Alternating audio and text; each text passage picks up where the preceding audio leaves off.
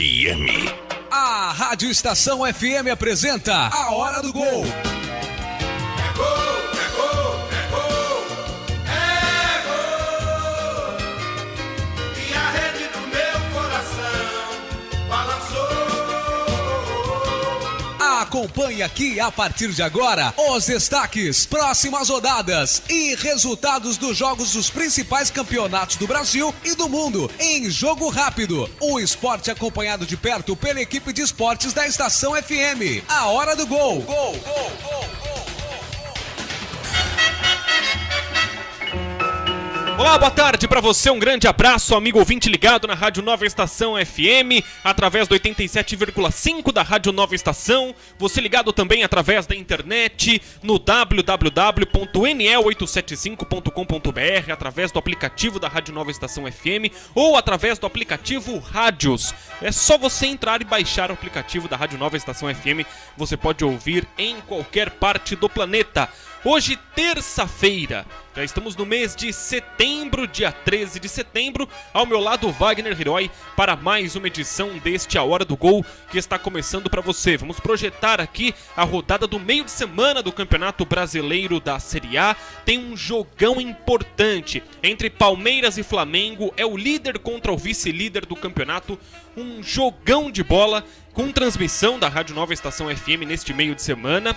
E também vamos falar de tudo o que aconteceu no último final de semana pelo Campeonato Brasileiro. Ao meu lado, Wagner Hiroi, para mais uma edição deste A Hora do Gol. Alô, Hiroi, boa tarde, prazer tê-lo conosco. Boa tarde, Wander Felipe, boa tarde para os ouvintes do programa A Hora do Gol, é um prazer participar novamente. Ontem tivemos um jogão de bola em Mesquita, no Rio de Janeiro, Fluminense e Atlético Mineiro, um jogo que o Atlético Mineiro parecia que ia vencer, até porque começou ganhando com o gol do Robinho no começo do jogo e depois o Fluminense conseguiu a virada e esse resultado é importante porque o Fluminense se aproxima do G4, fica apenas 3 pontos do G4 e o Atlético Mineiro não consegue subir.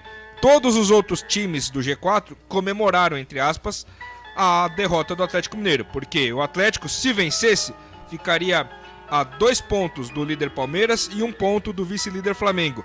E ainda se distanciaria do Corinthians, quarto colocado. Como essa vitória não aconteceu, todo mundo ficou aliviado com a derrota do Atlético Mineiro. Meio-dia e 35, então vamos falar um pouco mais deste jogo de Atlético Mineiro e Fluminense. Fluminense e Atlético Mineiro, pela primeira vez o Fred retornou ao Rio para jogar contra o ex-time, contra a equipe do Fluminense. Foi muito bem recebido pela torcida da equipe do Fluminense. Houve algumas vaias, mas em tom de provocação no início do jogo, mas no final a torcida aplaudiu o jogador, ele que não foi tão bem. Fez um primeiro tempo apagado, saiu, no segundo tempo o Atlético Mineiro até esboçou uma pequena reação, mas não foi o suficiente, Hiroi, para conseguir enfrentar a equipe do Fluminense. Muito bem montada pelo técnico Leverkusen, está neste momento na 7ª colocação com 37 pontos, está aí numa colocação superior ao que se imaginava no início do campeonato, quando perdeu Fred, quando perdeu outros jogadores. E o Atlético Mineiro, Hiroi, que deu uma derrapada, perdeu essa chance de encostar e manter ali na cola do Flamengo e do Palmeiras. Pois é, o Atlético Mineiro que vinha numa crescente, era o time mais embalado entre os 4 do G4. Então o Atlético Mineiro surpreendentemente perdeu esse jogo, caiu de rendimento principalmente no segundo tempo e o Fred saindo parece que mexeu também com toda a estrutura do Atlético Mineiro. O Fred que saiu no intervalo do jogo. Então o Atlético Mineiro, que não é um time dependente do Fred, então por isso também a surpresa de ter caído de rendimento após a saída desse jogador. O Atlético que também tem o Lucas Prato, que é um excelente centroavante, marcador de gols, tem o Robinho, então o time não é ruim e não depende de apenas um jogador. O Atlético Mineiro que é o que a gente falava que dentre esses que compõem o G4 era o que estava mais em ascensão. Porque o Palmeiras vem bem desde o começo do campeonato, o Flamengo subiu, mas o Atlético Mineiro chegou a estar na zona de rebaixamento. Então essa mudança de postura do Atlético Mineiro que chamou muita atenção, principalmente após a chegada do técnico Marcelo Oliveira. E na sua opinião, o Atlético Mineiro foi um time que nesse Campeonato Brasileiro tomou 34 gols e fez 39, tem um saldo de 5 gols positivos. Ele tomou, para você ter uma ideia, 10 gols a mais do que o Flamengo, que é o time que está na segunda colocação com 24 pontos, com 24 de gols sofridos. O Atlético Mineiro tem uma média de gols de lanterna. Ele tem uma média muito parecida com por exemplo, do América, que tomou 38. O Vitória tomou 37. O Figueirense tomou menos gols que o Atlético Mineiro. Você acha que é um time desequilibrado e o Marcelo Oliveira, não, assim como ele aconteceu no Palmeiras, ele não consegue no Atlético Mineiro equilibrar a equipe, defesa e ataque? Pois é bem por aí, porque o Atlético Mineiro tem um time bom do meio pra frente. Na defesa ainda não conseguiu se acertar, principalmente após a saída do Gemerson, que era uma das bases da defesa, era um pilar, um motivo de segurança lá no Atlético Mineiro. Saiu também o Douglas Santos, então o Atlético foi perdendo jogadores e não conseguiu a recomposição ideal para ser um time equilibrado entre defesa, meio de campo e ataque. E o Marcelo Oliveira, você vê como culpa dele ou da diretoria essa montagem errada do time com muitos atacantes? Por exemplo, você vê do meio pra frente, o Atlético tem o Casares, tem o Maxwell, tem o Prato, tem Fred, tem o Robinho, tem o menino maluquinho lá, o Luan, que é opção também no banco de reservas. Tem o Carlos César, que era atacante, virou lateral. Enfim, tem várias opções do meio pra frente. E atrás tem apenas o Ed Carlos, tem o Leonardo Silva, tem jogadores muito limitados. Tem o Eraso, que ontem não jogou.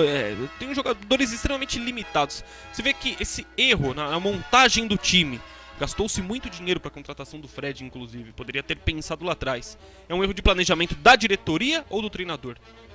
Da diretoria, porque o treinador já chegou com o campeonato em andamento, com o time montado. Ele não teve condição de montar o time dele, de indicar jogadores ou de propor contratações. Então o Marcelo Oliveira, ele tá trabalhando com o que tem em mãos, é o famoso o que tem para hoje.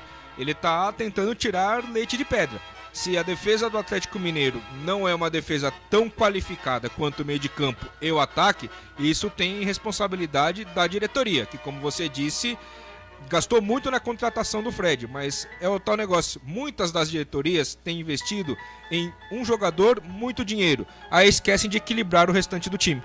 12h40.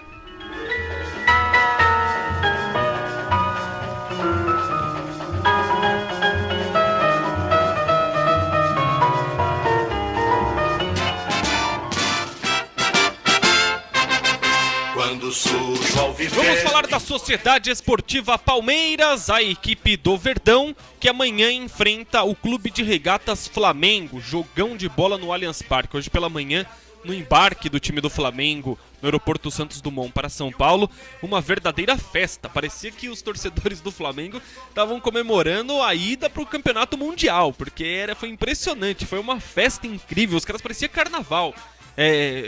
Milhares de pessoas no aeroporto incentivando o time como se fosse uma verdadeira decisão. E não é uma decisão, é um jogo de campeonato brasileiro e depois tem muita rodada ainda pela frente, tem muitos jogos pela frente. Mas você encara, Hiroi, esse jogo como uma grande decisão, apesar de ser um jogo no início do retorno? Decisão não, um jogo que pode encaminhar a briga pelo título, definir aí quem que vai ou não vai continuar firme e forte, mas tem muito campeonato pela frente. O Palmeiras, por exemplo, tem um clássico no final de semana contra o Corinthians, então muita coisa pode acontecer no restante do campeonato. Falar em decisão é algo muito exagerado, até porque o Atlético Mineiro, mesmo tendo perdido ontem, continua na briga. E é outro negócio, o Corinthians está jogando mal, está perdendo pontos, mas não sai do G4, então está contando com a sorte. E às vezes essa sorte dos outros times irem tropeçando pode ajudar o Corinthians nos jogos que ele conseguir os seus pontos, principalmente em casa, porque é um time que joga bem em casa, mas tem uma campanha ruim fora. E o time do Palmeiras pro jogo de amanhã contra a equipe do Flamengo, o time do Flamengo também, você espera um jogo equilibrado, um jogo de muito estudo como foi o jogo contra a equipe do Grêmio por parte do Palmeiras? Ou você acha que um dos dois times pode se arriscar um pouco mais? O Palmeiras tem uma dúvida, não conta com o Gabriel Jesus. E aí o técnico Cuca cria uma verdadeira incógnita na cabeça dele. Colocar o Rafael Marques, tentar uma alternativa com o Alione e Eric como dupla de ataque e mais o Dudu. Formar um trio de jogadores relativamente baixos, mas que são jogadores rápidos. Como que deve esperar desse time do Palmeiras pro duelo contra o Flamengo? Eu acho que vai ser um duelo bastante equilibrado e muito ofensivo por parte das duas equipes, porque o Flamengo vem jogando ofensivamente fora de casa e já foi dito pelo Diego do Flamengo que a expectativa é de que a equipe consiga uma vitória ele espera uma partida considerada impecável por parte do Flamengo. Então não é aquele time que disputa ponto e que vai para a partida fora de casa pensando no empate, naquela história de um empate é um bom resultado fora de casa. Nada disso. O Flamengo venceu o Vitória, tudo bem que o Vitória também ofereceu resistência, mas o Flamengo venceu jogando bem. O Flamengo tem evoluído muito e o Diego parece que caiu como uma luva. E o Palmeiras, quando não joga o Gabriel Jesus, sente muito a ausência desse atleta porque é o melhor finalizador da equipe, é o artilheiro da equipe. Tá certo que o time do Palmeiras tem outros bons jogadores, conseguiu bons resultados quando o Gabriel Jesus estava na Olimpíada, mas a qualidade do futebol, a quantidade de finalizações não foi a mesma. E o Cuca, ele sempre faz esse mistério. Toda vez que ele perde um jogador de frente, ele utiliza-se do fato de ter um elenco grande para ficar pensando ou até tentando confundir o adversário com diversas opções que ele tem. Ele pode usar, como você disse, o Alione, o Rafael Marques, tem o Roger Guedes também como opção. Sim. Ele pode usar o Moisés como armador ao lado do Cleiton Xavier, pode usar o Moisés como volante, e tem também o Dudu. Então, o time do Palmeiras pode ser montado de diversas maneiras, mas uma tônica é certa, é um time de muita velocidade. E aí, Hiroi, um outro fato que eu gostaria de chamar a atenção é que são duas equipes, se a gente analisar na montagem dos elencos, antagônicas, porque você tem de um lado um time do Flamengo que, fora de campo, preferiu se reestruturar, organizar a parte financeira, pagar dívidas, e aí sofreu no ano de 2012, 2013, 2014, 2015, foi sofrível pro Flamengo. O torcedor teve alguns momentos ali até que rezar pro time não entrar na zona de rebaixamento, né? Fez campeonatos brasileiros assim, totalmente fora do comum para a equipe do Flamengo.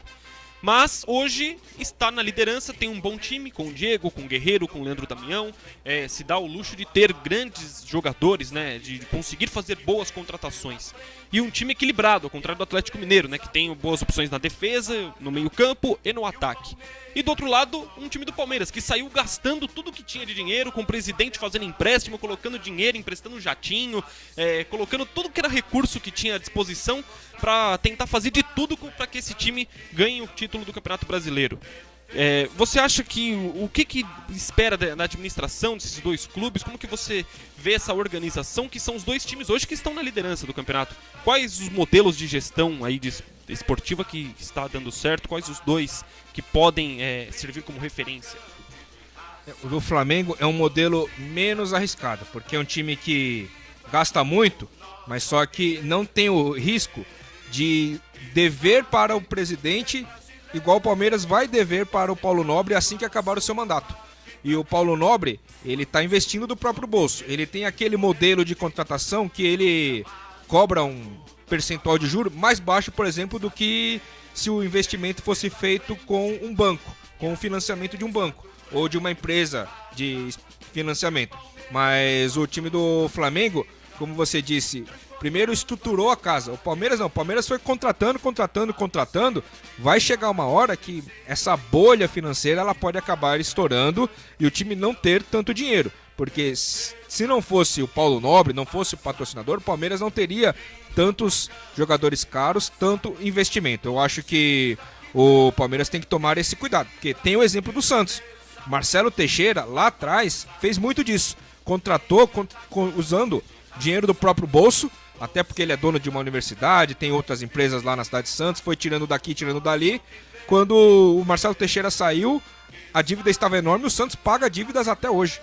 Tá certo, 12h46, vamos para um rápido intervalo, este é a hora do gol pra você e daqui a pouco voltamos falando mais dos times de São Paulo no Campeonato Brasileiro. Pra você trocar tudo na sua casa, Casas Bahia está trocando o mostruário e o estoque. Produtos novos com preços lá pra baixo e tudo em até 14, sem juros no cartão Casas Bahia. Pra você trocar tudo, tem smartphone Galaxy J1 Mini Dual Chip câmera de 5 por apenas R$ 549 à vista. Passe numa loja ou acesse casasbahia.com.br. Dica de economia é com a Casas Bahia. Invista em ideias criativas e baratas que podem trazer lucro para você. Saiba mais em consumosocial.com.br.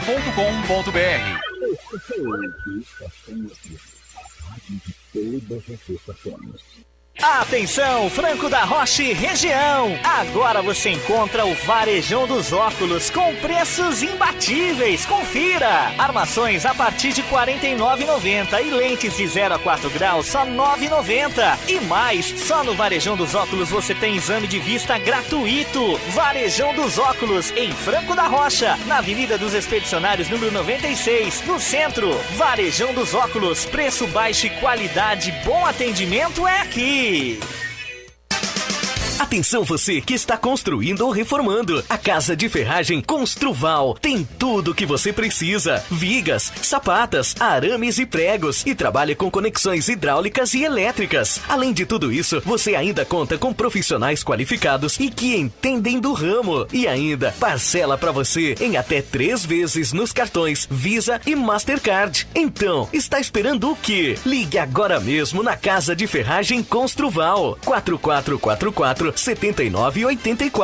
ou 99797-3138. Casa de Ferragem Construval, Rua Washington Luiz, 998, Jardim Progresso, Franco da Rocha. Nessa eleição, vote consciente. Esteja a par de todos os planos do seu candidato e nunca venda seu voto. O futuro da sua cidade está em suas mãos. Não acredite em promessas sem fundamentos. Para toda ação política deve haver planejamento e coerência. Não se iluda com charlatões. Esteja sempre à frente, bem antenado nos problemas de sua comunidade para que você possa fazer a diferença na hora de escolher um representante. Escolha o mais capacitado. Pesquise, se informe, faça valer o seu voto. Uma mensagem da Estação FM. A bola não para na grade esportiva da Nova Estação FM. Palmeiras!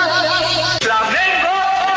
Nesta quarta-feira você confere direto do Allianz Parque, Palmeiras e Flamengo. Sensacional jogo do Campeonato Brasileiro para você ligado na Nova Estação FM. Palmeiras e Flamengo. Aqui na Nova Estação, o gol tem muito mais emoção. Estação FM. Voltamos a apresentar A Hora do Gol.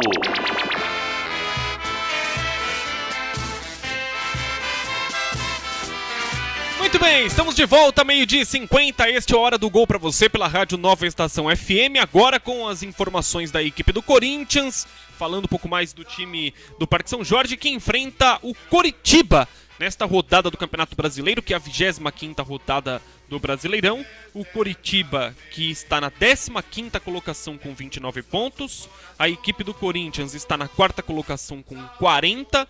E se o Corinthians vencer, pode ultrapassar a equipe do Atlético Mineiro, que tropeçou na última rodada. O que esperar deste jogo no estádio Couto Pereira? O Coritiba que deve vir reforçado porque o departamento médico está esvaziando e com isso o técnico Carpegiani ganha novas opções. Por outro lado, o Corinthians nunca perdeu tanto fora de casa, Hiroi, como neste Campeonato Brasileiro. Desde 2013, o Corinthians não perdia tantos jogos seguidos fora de casa.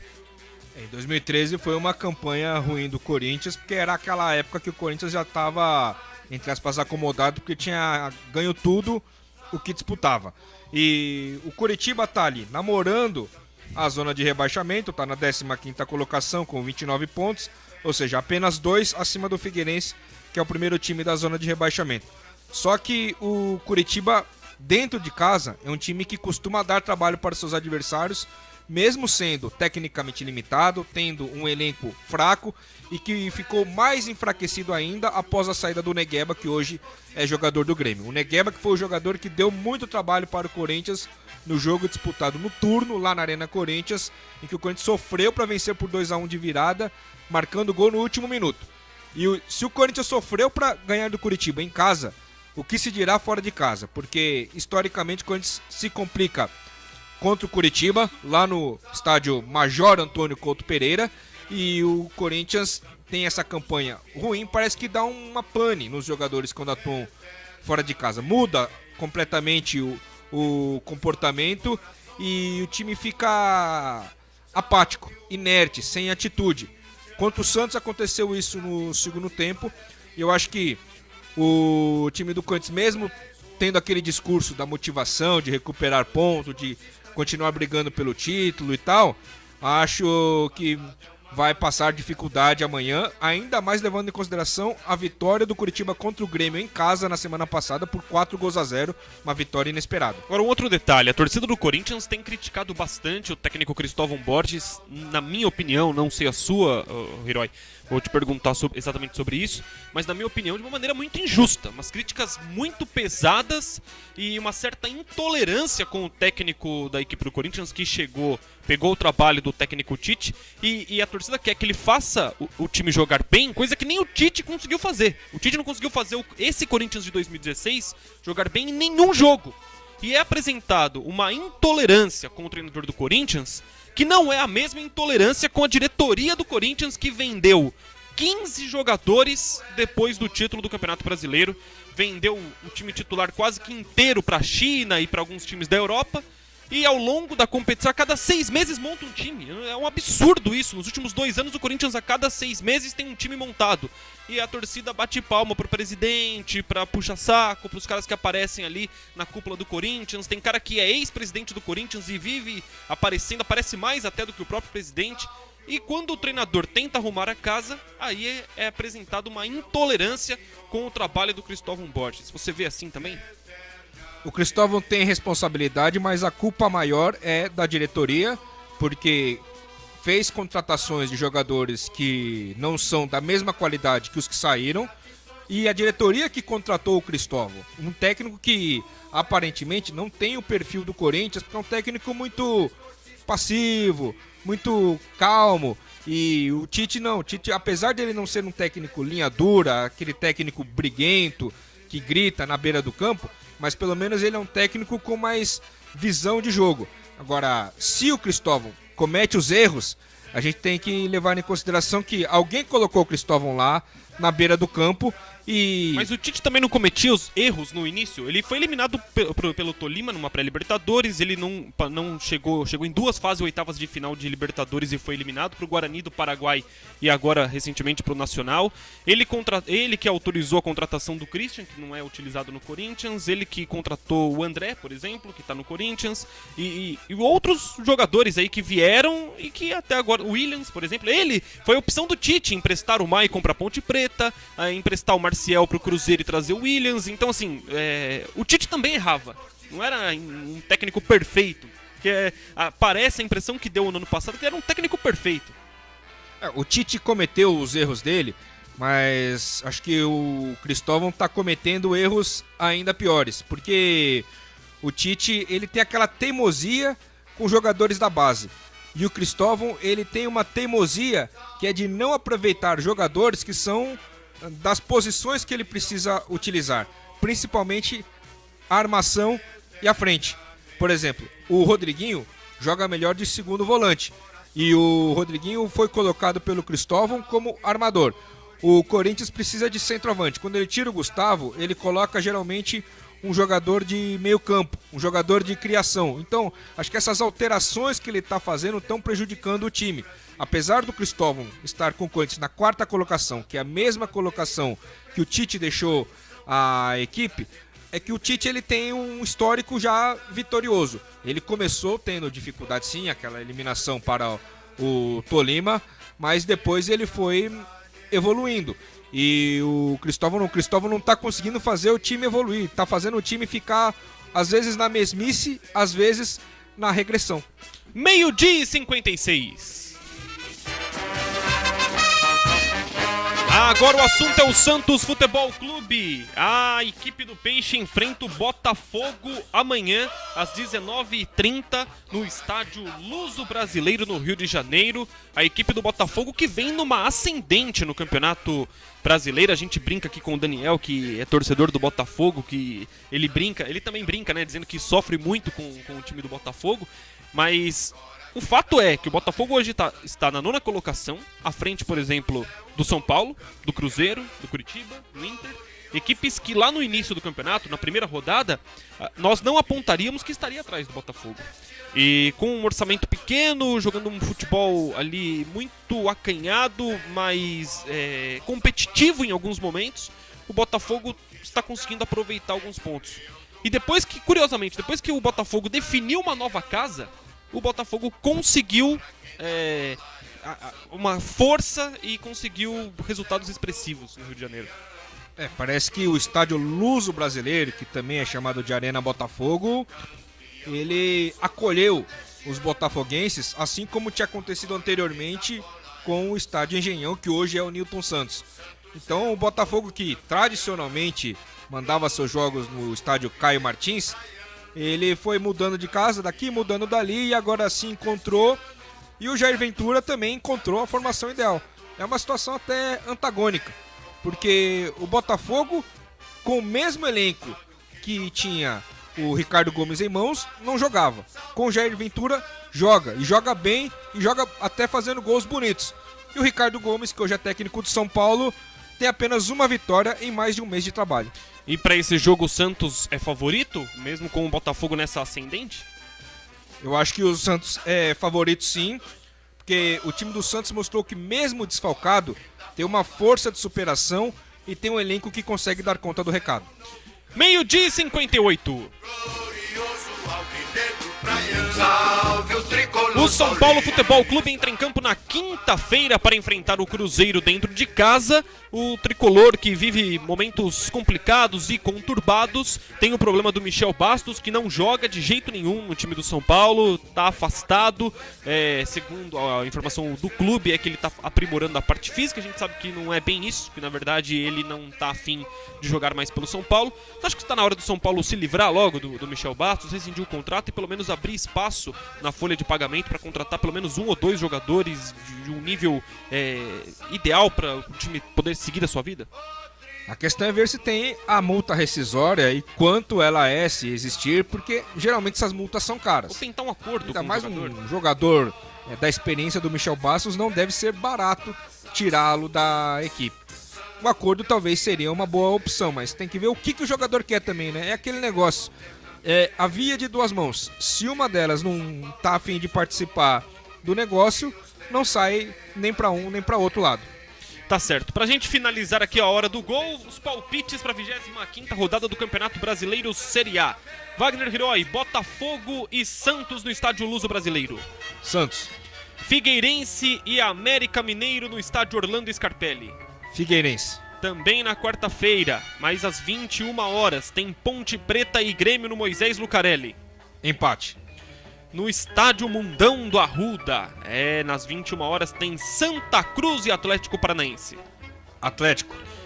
Arena do Palmeiras, estádio Allianz Parque, 21h45, com transmissão da Rádio Nova Estação FM de Roberto Andrade, comentários deste cidadão aqui ao lado, Wagner Hiroi, reportagens do Luiz Campos, Palmeiras e Flamengo. Empate. Coritiba e Corinthians, no estádio Couto Pereira, às 21h45. Empate. Às 19h30, quinta-feira, no estádio Edson Passos, Fluminense e Chapecoense. Fluminense. Atlético Mineiro e Sport no estádio Independência, quinta-feira, 19h30. Atlético. 21 horas, Morumbi, quinta-feira, São Paulo e Cruzeiro. Empate. E na quinta-feira também, fechando a rodada, no estádio Beira-Rio, às 21 horas, tem Internacional e Vitória. Vitória com o novo técnico, Argel Fux, é o técnico do Vitória. E o ex-técnico do Internacional também, Argel Fux. Esse jogo eu acho que termina em empate. Muito bem, grande abraço pra você, Hiroi. Muito obrigado pela sua participação. Obrigado, Wander. Um abraço pra você, pro Diego Reis, pra todos os ouvintes da Rádio Nova Estação FM. Amanhã, Palmeiras e Flamengo, né? Está na jornada. A partir das 21 horas e já estaremos no ar direto do Allianz Parque. Tá certo. Valeu, Hiroi. Grande abraço. Obrigado pelo carinho e pela audiência. Continue ligado na programação da Rádio Nova Estação.